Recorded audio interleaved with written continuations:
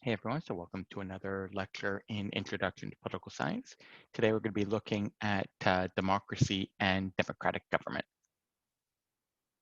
So the reading for today is from the textbook chapter 10. So let's get started. So the first form of democracy we're going to talk about is direct democracy. And so this is kind of the original form of democracy. We'll still see it exists in some places. And direct democracy is fairly simple. It's a system in which citizens themselves make governing decisions. So everybody who lives within a particular place who is considered a citizen and say of legal age to vote is given a choice in making policy decisions. It was first adopted back in Athens around 2,500 years ago. The idea of citizens assembling to make governing decisions has become impractical in many places as larger states developed. So the advantage of direct democracy is in its pure form in that everyone gets a say in making policy. So it's not that you elect someone and then they make the decision kind of on your behalf, but you have a direct say in policy issues. This is kind of, if we think of democracy, this is kind of the purest form. It becomes difficult in larger areas. If you had, say, 500 people in a community, it's feasible to get 500 people together, 200 people, 100 people together, and have a discussion and make a decision. When you're dealing with a larger political community, it becomes much more difficult. This is particularly the case given that when we're dealing with larger states, these states are also handling more issues.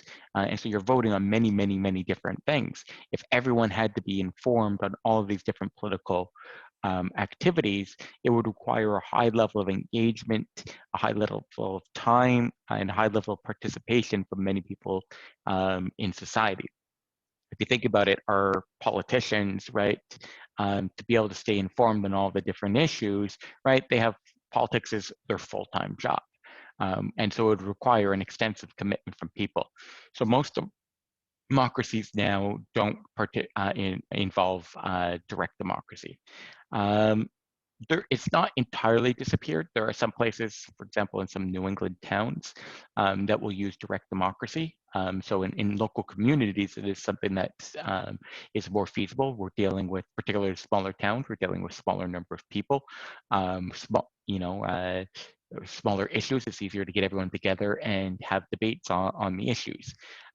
In Swiss cantons also, so different Swiss regions use direct democracy a lot more. Switzerland is one of the leaders in direct democracy, where people will vote on many, many different issues directly. So it's not chosen by the representatives.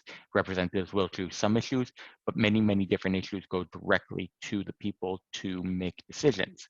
And so Switzerland is a larger country. Many of the Swiss cantons are larger regions, and they managed to make it work, but it's the exception more than the norm when it comes to democracy in modern times. What we tend to see more is adopting of kind of a representative democracy rather than direct democracy. And so in this case, it involves citizens electing representatives to the legislature to make decisions on their behalf. So this is what we would do, for example, in Canada, right? Rather than making decisions on all political issues ourselves, we don't vote on most of the issues ourselves. What we do is we elect local representatives for whether it's to Quebec City for provincially or to Ottawa federally, we elect representatives, and those representatives vote on our behalf on issues. So based on kind of the local issues and the political party they're affiliated with, they vote to represent the people who elected them. And so we kind of have professional politicians who make the decisions based on kind of the consent of the people, the decisions of the people on who they'd like to be representing them at any given time. Now, extending the rights to vote and to hold office to all citizens doesn't guarantee that legislatures will be representative. So just because we're saying it's representative democracy doesn't mean that those representatives necessarily look the same as those they're representing. So ideally, we would want everyone to feel like they have kind of the same voice in Parliament or in a legislature. So we'd want everyone to kind of look at the legislature and say, there's people there who have my interest. So we'd want to have, geographic diversity that we already have based on kind of the way that we elect people based on riding. But we'd also want to have things like gender diversity, racial diversity, social economic diversity, so that everyone feels like there's someone there who's championing their interests, or someone there who looks like them, who understands where they're coming from, who has many of the same experiences, and so who can bring what's important to them to the Ottawa, to Quebec City, to make decisions on their on their behalf. Representation is more by party than by individual representatives. So because so much is voted on by party, oftentimes there'll be members of the party that you voted for will kind of represent the issues that are of most interest to you. So if you're Liberal, you'll vote Liberal and get represented kind of by the Liberal caucus in Parliament. If you're NDP, if you support NDP type policies, you'll vote NDP and get more represented by NDP type issues. Or yeah. A particular form of democracy that we typically is favored now, that kind of we aspire to for all different democracies. Canada would be labeled as such, would be a liberal democracy. So liberal democracies combines the ideology of liberalism, which advocates a high level of individual freedom and liberal government, with a democratic system of governing based on the election of representatives. So liberal democracy would be a representative democracy that has a particular set of values that brings in kind of the ideology of liberalism. So individual freedom and limited government.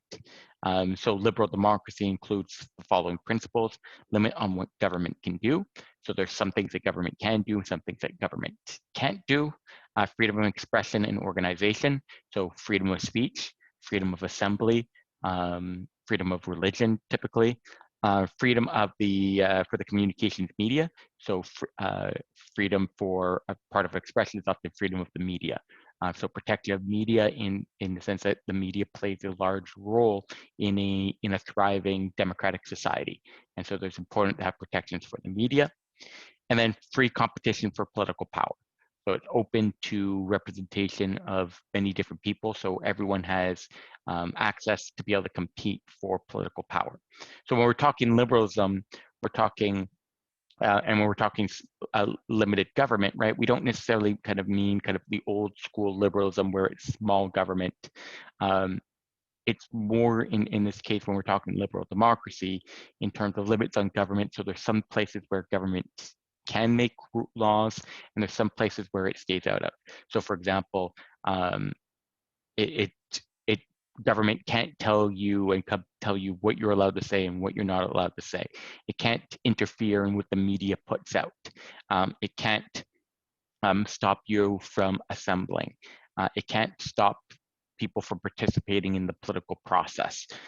So there's areas where the government is allowed to function, and there's areas where we have to respect the freedom of individuals. So it's important for freedom becomes a central component along with representation.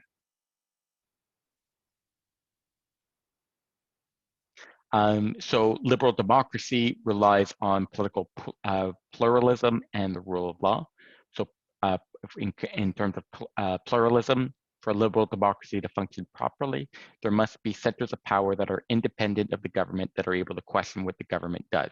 So there has to be multiple different centers of power. So government obviously is an important one, but there has to be checks and balances on the power of the government. So for example, the media can play an important role here in terms of providing information on what the government is doing to the population.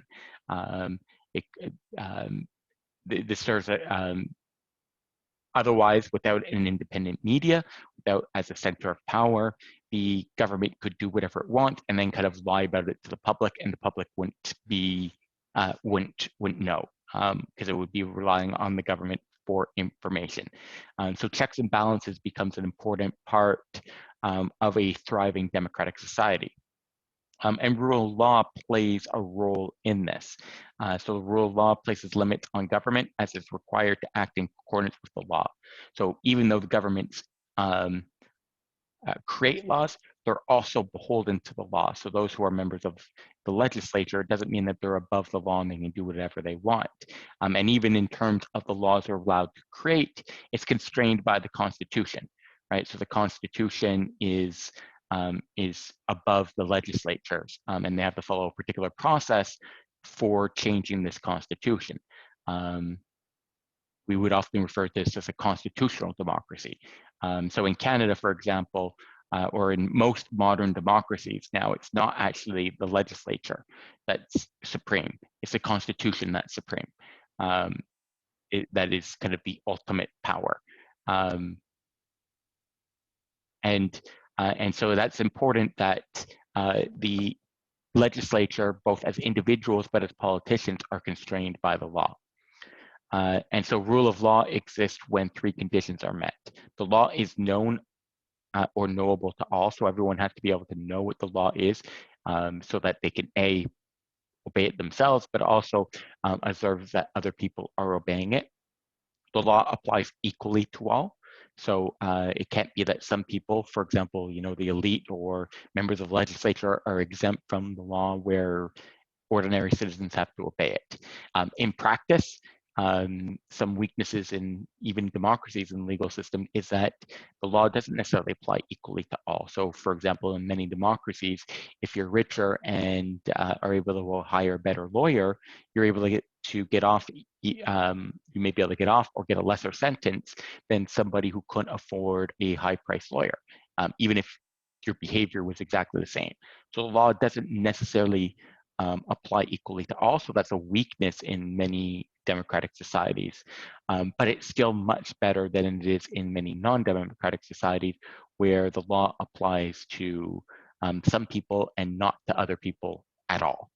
And then finally, an independent court system ensures that the government abides by its own laws, right? So a separate and independent judiciary where the judges are able to ensure that the laws that are created by the government are in accordance with kind of the Constitution, so they're not violating the rules, but also that they're following their own laws, right? So the things that they're doing are conforming with the law. If the judiciary is not independent, if it's controlled by the government, then there's no way of knowing whether they can't really constrain the government because they're part of it. And so an independent judiciary is a very important part of a democracy, of a liberal democracy. So this map is an up-to-date map in terms of from Freedom House, in terms of they categorize freedom in the world based on a metric, a scale, but with and then put it into kind of three categories: free, partly free, and not free. So green being partly free, yellow being not free, and then purple being yellow being partly free, and then purple being not free. Here we would think green typically will be your liberal democracies. And then the other variations will be oftentimes some will be have some trappings of democracy and some will be authoritarian. So for example, we could take countries that are kind of yellow-orange in Mexico or India. Both of them are ones that have elections. They have representative democracy, right? But there's limits to freedom. So on kind of the liberal part of democracy, that we wouldn't necessarily be able to call them a liberal democracy, or there'd be severe limitations on kind of the freedoms that are experienced by people. So voting, we can see here, even though the kind of the system is set up as a democracy, in terms of implementation, it may still leave something to be desired in terms of at least freedom. And then many of the ones that are purple would not be democracy at all. Most of them would be authoritarian. But even if we look at a country like Russia, right? Russia has elections. It has some of the trappings of a representative democracy, but there's such severe limitations on it. If we go through kind of, are the politicians representing the voters for a representative democracy? I mean, yes, people elect representatives. Are the representatives representing them? Highly questionable. In terms of anything from the liberal democracy, right? Do we have pluralism? Not really. Like, do we have a free and independent media? No. Do you have the freedoms of expression, of media, of assembly? No. Do you have equal participation in the political process? No. Many of the people who run and want to participate, kind of run in opposition parties, get jailed or killed. So does that fit any of these categories? Not really.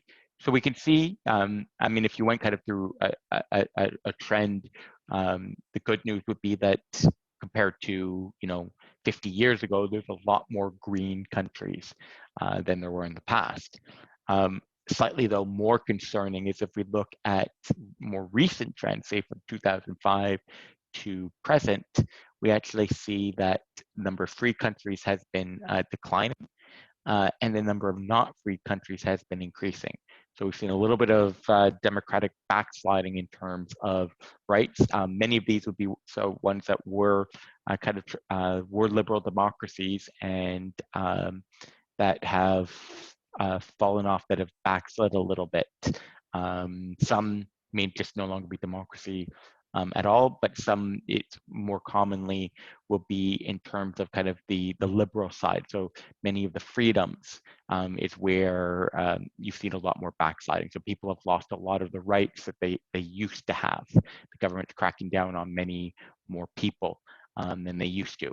And so that is definitely a concern in certain regions of the world where there had been tremendous progress in terms of democracy, but we're seeing kind of a retreat in some regions. One important element in democratic government is the question of accountability. So democratic government can be held accountable for their actions and inactions and need the approval of citizens to continue in office. So so in a representative democracy, we kind of entrust our representatives to make the decisions for us. If they make good decisions, then we can reward it for them by keeping them in office. If they make poor decisions, or if they fail to make decisions and that has costs, we're able to remove them from office and put somebody else in who we think will be able to do a better job. So we can hold them accountable in the form of elections.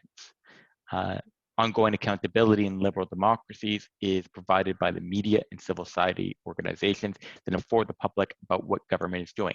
So this is where civil society, in particular the media, can be very important in a democratic society. To hold the government accountable, we need information on what they're doing and what the outcomes are.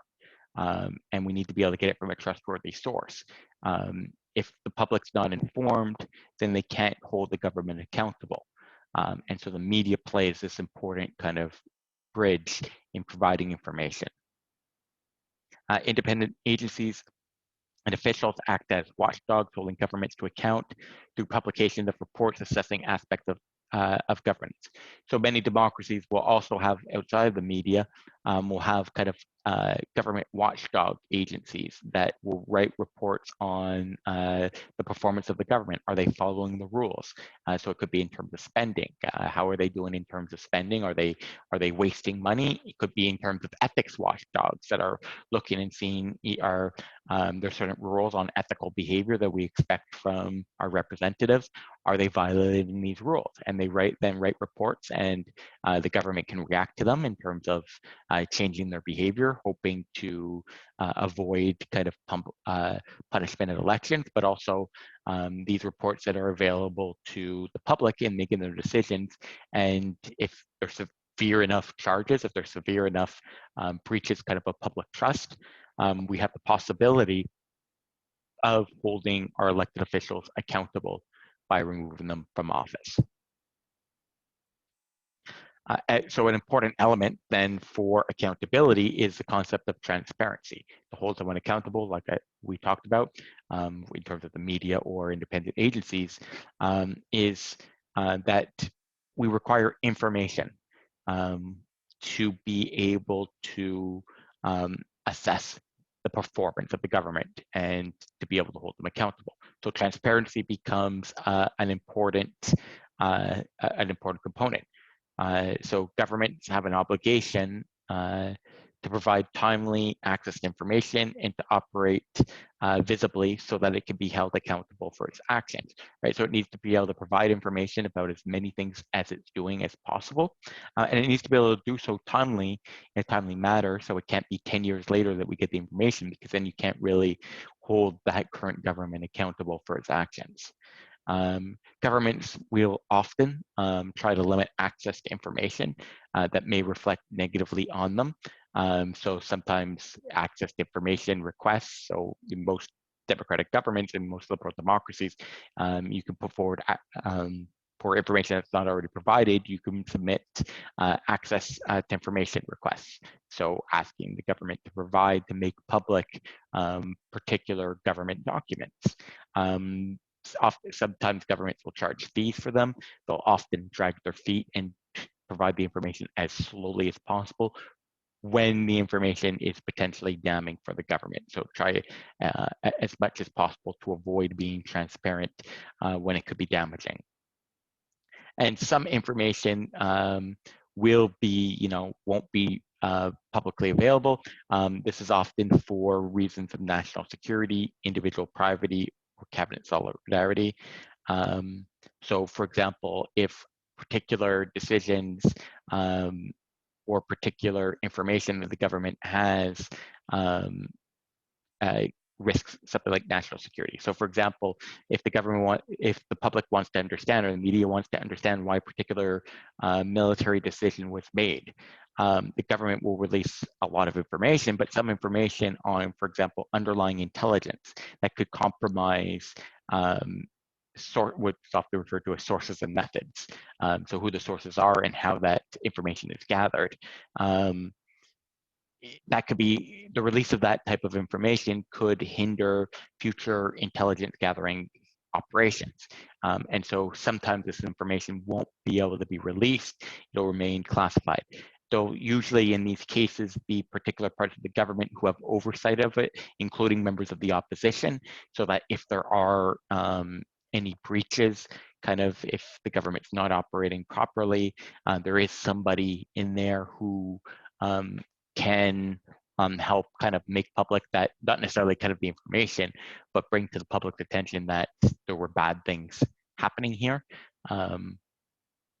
But it's certainly in certain cases, when it comes to national security or individual privacy, it's important that there be limits on transparency.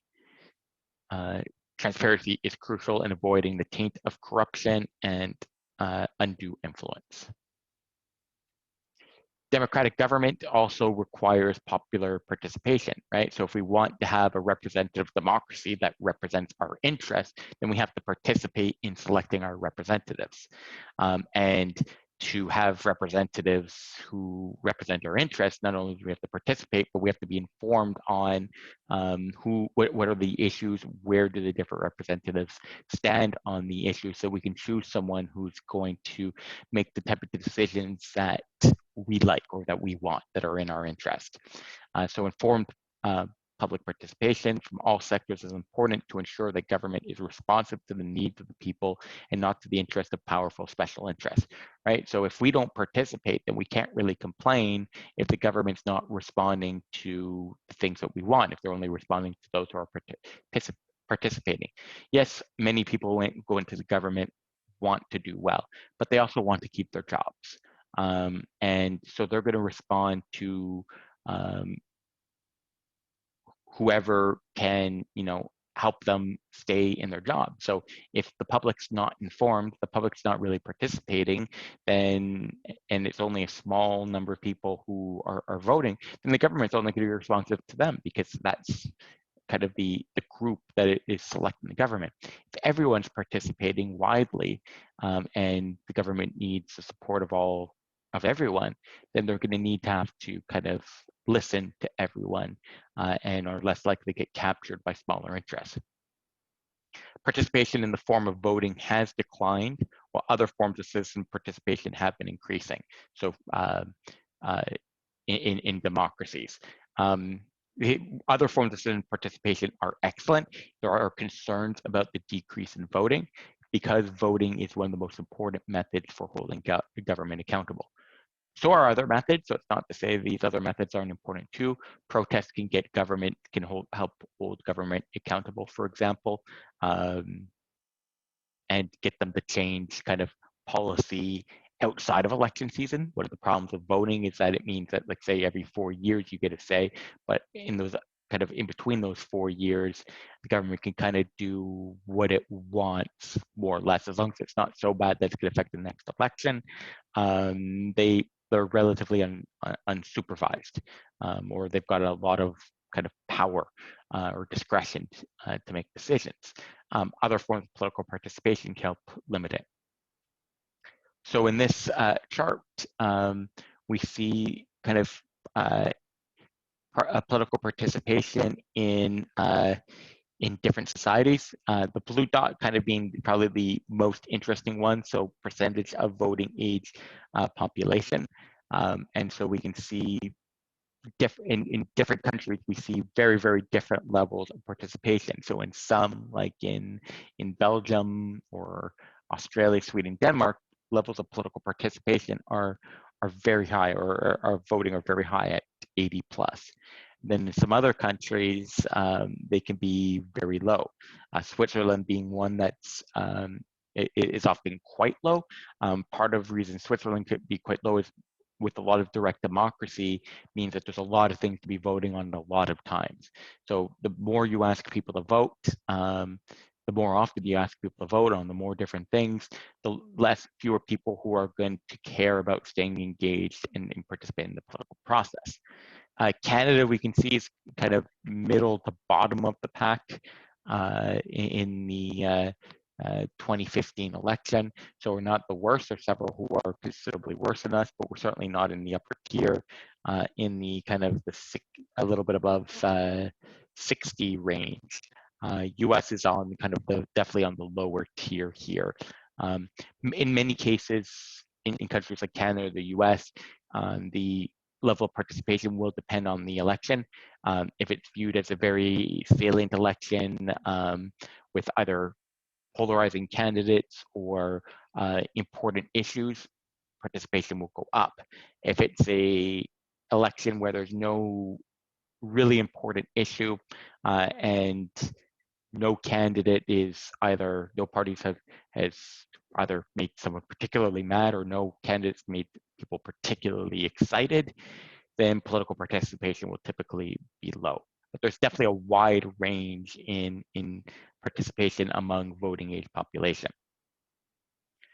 One thing that can help account for high levels of participation in some countries is that voting is compulsory in national elections in some countries. So ones like Brazil, for example, in Australia, voting is mandatory. There's some where there's actually harsh punishments for not participating. For example, Uruguay. Most of the ones where there's compulsory participation, there's minor sanctions, minor punishment for not participating. So it might be something like a fine. So that would be countries like Australia. There's countries where voting is compulsory, but there's no punishment. So it's kind of compulsory, kind of not. Technically it's compulsory, but there's no punishment if you don't do it. And then in most democracies, such as Canada, the US, most of Western Europe, voting is not required, not legally required. It's encouraged. It's an important part of political participation, but it's not required. There's some debate as to whether it should be required. On the side of it being compulsory, is the argument that we're only successful as a democracy if everyone's having their voice heard. And also that in any society, there's certain rights and there's certain responsibilities. If we want to enjoy the rights, we have to take care of the responsibilities and make the argument that there's many rights in a democracy that we receive, but one of the responsibilities should be to be sufficiently informed that we can participate. And so that's a logic used in many of the compulsory voting places. In the non-compulsory voting places is the argument kind of against compulsory voting is that there could be multiple. One being not everyone is necessarily informed, so do we necessarily want everyone participating? This is certainly a highly debatable position. The idea that we don't necessarily want everyone participating, or that there should be some minimum political knowledge, is slightly less controversial, though, of the statement would be the idea of people differ in their political knowledge, and one of the, while absolutely a responsibility we have in a democracy is participation, another responsibility should be the informed component. And so saying it's compulsory doesn't necessarily mean that people will be informed. But I think the bigger argument and kind of the more common argument, the less controversial argument you would see for non-compulsory voting is that not voting can in itself be a political decision. So for example, if none of the parties are doing a good job of representing you, then not voting can be a signal of discontent. Low turnout, right, can be a signal of discontent. So if in a particular election, say in Canada, voting turnout is very low compared to other elections, that's kind of a signal to those who are running in multiple political parties that they are not exciting the electorate to be participating. And so that is a signal in itself.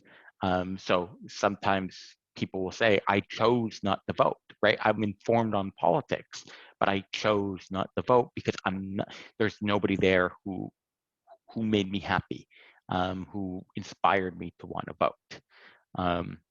The rebuttal here could be that you could still show up to the polling station and spoil your ballot, not vote for someone, but at least show up. So that this way you technically voted, you just didn't vote for anyone. So kind of say, at least show up and note your discontent. This way, at least you're showing your discontent, as opposed to, not showing up, in which case it's hard to know, are you politically informed and consciously decided not to show up, or you're just not politically informed and just didn't care.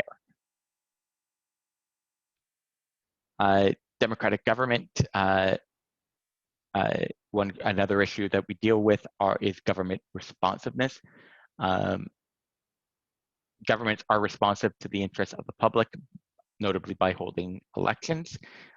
Governments also use opinion polls, public consultation, and meetings with constituents to gain the views of its citizens. So because government knows that they are accountable to the public, they also want to be as often as possible responsive to the government. So one way that they are legally required to be responsive is holding elections.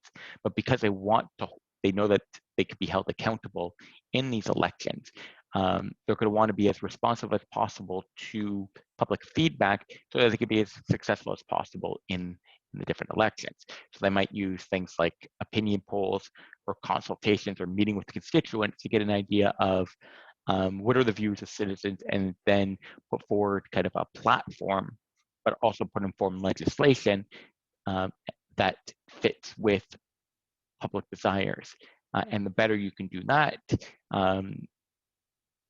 the more happy people will be with you in terms of, and want to reward you. So accountability could also inform somebody. One element of accountability that we usually think of is punishing, but rewarding is also another form of kind of accountability. If people do a great job, we can reward them. And so things like opinion polls, again, in a sense of what are people's thoughts on a particular issue, can be used in terms of governments can be responsive to that and kind of tailor policy accordingly. Governments will try to shape opinions and priorities of the public through advertising messages, advertising message management, or limiting questions from the media. So while governments are responsive to public opinion, they will also try to shape public opinion in kind of the direction that they hope to go. So it's not public opinion, leads the government, but the government also can lead public opinion, or will at least try to. Governments often prefer to govern rather than engage in meaningful dialogue with the public. So the government often has a particular agenda they want to follow. And so, yes, they want to be responsive to the public and they want to stay in power. But typically what they want to do is use kind of the time that they're in office and be making the decisions. So they will, as much as possible, they will follow opinion polls if necessary. They will follow public consultations if necessary, but as much as possible, they like to govern themselves, make the decisions themselves. So there's been debates within democracies. How can we extend democracies? How can we improve democracies? So representative democracy is limited since it does not allow citizens to be directly involved in making governing decisions. So like we talked about, direct democracy was kind of a purer form of democracy. Some question that representative democracy has limitations in terms of representatives. We can't hold them to account as often as we might like.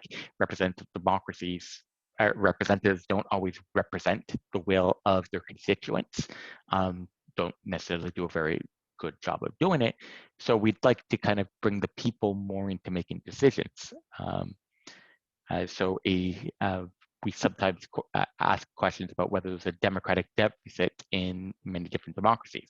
And a democratic deficit is a substantial level of public dissatisfaction with the performance of democratic governments and politicians exhibited in declining levels of voter turnout. Our democracies, or is any decision-making body, we would say that there's a democratic deficit whenever the democracy isn't meeting the ideals of the democracy.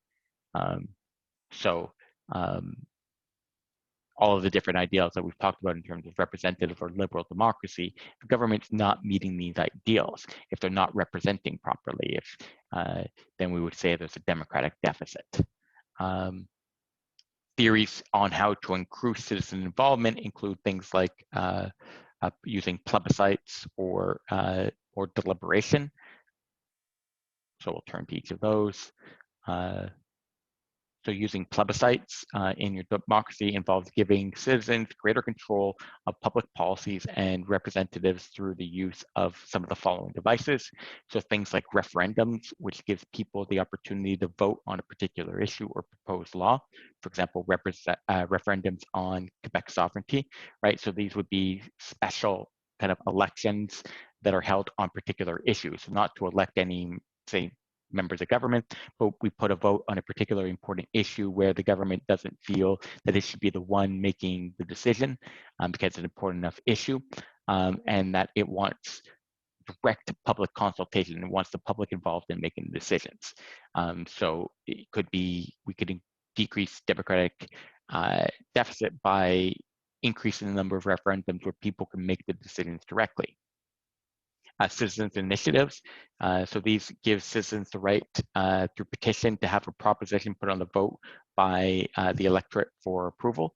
So in this case, if you get, say, a certain number of signatures, then for a particular, say, motion or particular proposition, a particular law or initiative, if you get a certain number of signatures, then it goes on the ballot as something that people will be voting on at a given election.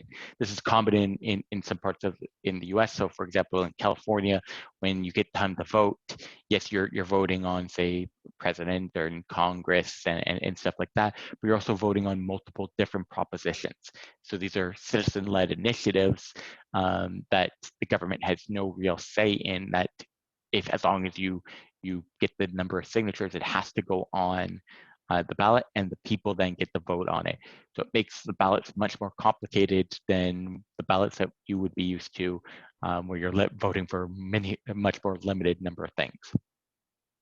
Then finally, recall elections are situations that allow citizens to remove representatives from office before the end of their term. So this is something that you particularly see in systems where there's fixed election dates. So not necessarily in parliamentary democracies, where in parliament there's often ways for no confidence votes within the parliament. So for example, in Canada, if the government loses particular votes, the government falls and they have to call election, or they have to go at least to the Governor General to seek either call an election or see if another part of Parliament, other parties in Parliament can form a government.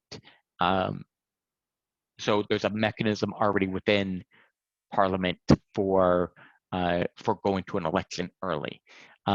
In more presidential systems where recall would be more common, those mechanisms don't exist. And so in some presidential systems with fixed election dates, they put in place a possibility for recall elections, where if a certain number of people sign a petition, a vote is held on whether to remove the leader from office.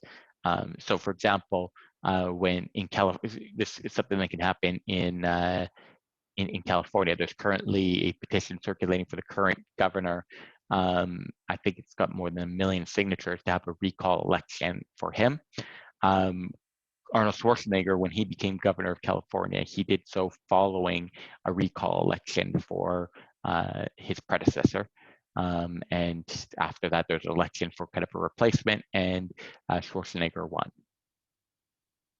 Issues with these types of changes is what we often see with anything that involves direct democracy. So direct democracy is great in terms of being a pure form of democracy where the will of the people is heard.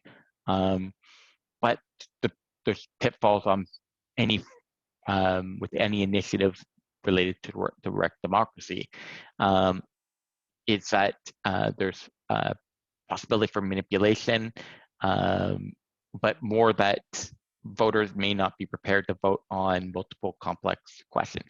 So the more different issues you have on a ballot for people to decide on, the more things they need to be informed on. Given that the public typically has fairly low interest in politics and fairly low knowledge about politics, this is a bar that most people won't be able to reach. So one of two things are likely to happen if you have too many different propositions, for example, on a ballot, is that either people won't turn out, they'll turn out for the questions they care about and ignore the rest, or they're just going to vote on things but not really be particularly informed on the issue. Because there could be so many different issues, and because people are going to be looking for kind of devices to help them make the decisions because they don't want to spend much energy in learning about politics, they're also then subject to possible manipulation, right? So commercials that provide them with misleading information, right? Most people aren't going to go out and seeking to find out whether the information provided in the television ad is accurate or not. So they're highly susceptible to manipulation by these type of ads, by these misleading communication, because they don't really have the interest or the knowledge to dispute it. Finally, deliberative democracy. In a deliberative democracy, decisions are made based on discussions by citizens rather than by elected representatives alone. Through involvement in the deliberative process, people will be better informed, more active citizens, as well as coming to understand the viewpoints of others. Advocates often envision deliberative democracy operating at the local level as face-to-face dialogue is possible, and or where face-to-face dialogue is possible and issues discussed may have direct relevance. Citizen juries are another way to involve ordinary citizens in deliberative and decision making. So get citizens more involved in in discussions, right? So town halls where people can debate the issues and make decisions. And because there's a discussion involved, people become more informed about the issues. They hear different viewpoints, and they can make more informed decisions. All right, that's all for today. I hope that you enjoyed the lecture on democratic government.